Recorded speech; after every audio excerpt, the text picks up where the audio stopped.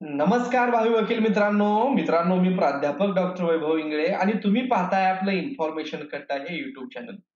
मित्रांनो, एक स्टुडंट माझ्याकडे आला होता आणि त्याला मी विचारलं की ऑप्शन फॉर्म भरलाय का? तर तो म्हणाला की हो भरलेला आहे. आणि मी म्हणलं की तुझा फॉर्म व्यवस्थित सबमिट झालाय का? तर त्याने हो असं म्हटलं. पण मी जेव्हा त्याचा ऑप्शन फॉर्म चेक केला तर त्याचा फॉर्म हा कन्फर्म झालेला नव्हता आणि हा जर फॉर्म असा इनकम्प्लीट असेल तर तो सीईटी सेल पर्यंत पोहोचत नाही आणि हा जर फॉर्म नाही पोहोचला तर ऑप्शन फॉर्म इनकम्प्लीट असल्यामुळं तुम्हाला कोणतंही कॉलेज फर्स्ट कॅप राऊंड मध्ये आणि सेकंड कॅप राऊंड मध्ये भेटू शकणार नाही. मित्रांनो, काही विद्यार्थ्यांच्या बाबतीत कॅप रजिस्ट्रेशनच्या वेळेस देखील असंच झालेलं होतं.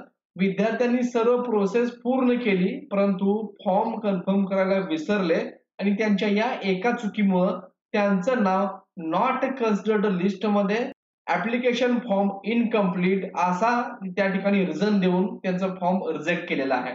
तर यावेळेस देखील असं होऊ नये म्हणून तुम्ही देखील एकदा चेक करून घ्या की तुमचा ऑप्शन फॉर्म हा लॉक झालेला आहे की नाही.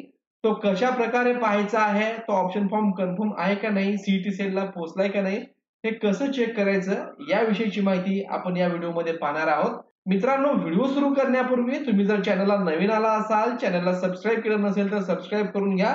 तुमच्या मित्रांना शेअर करा, चॅनलला हाईप करायला विसरू नका. चला तर सुरू करूयात व्हिडिओ.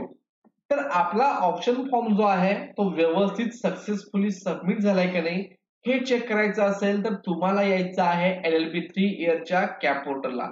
आता याची लिंक मी तुम्हाला डिस्क्रिप्शन बॉक्स मध्ये दिलेली आहे.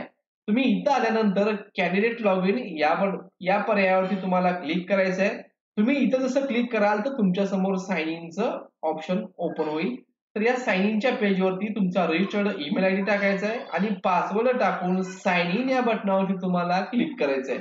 जसं तुम्ही साइन इन कराल तर तुमच्या समोर तुमचा हा फॉर्म आता ओपन झालेला आहे आणि इथं बघा की त्यांनी मला सांगितलं की माझा फॉर्म हा मी व्यवस्थित भरलाय आणि लॉक झालाय.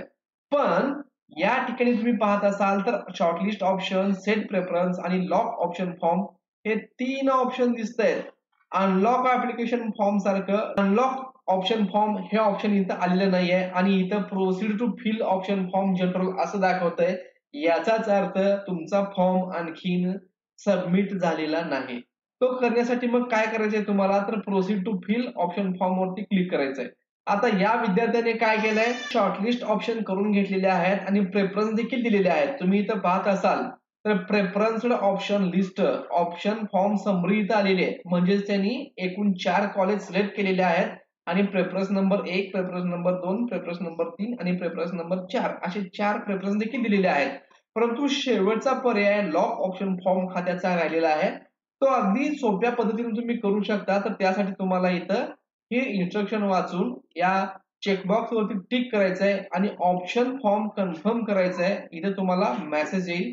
जेव्हा तुम्ही इथं कन्फर्म कराल तर तुमचा फॉर्म हा इथं कन्फर्म झालेला आहे आणि तुमच्या समोर त्याची ही लिस्ट आता आलेली दिसत असेल. तर इथं तुम्ही पाहत असाल तर ही टोटल 4 त्यांनी प्रेफरन्स दिले होते ते पूर्ण झालेले आहेत आणि आता तुमचा फॉर्म सक्सेसफुली लॉक झालाय, सीईटी सेल पर्यंत पोहोचलेला आहे.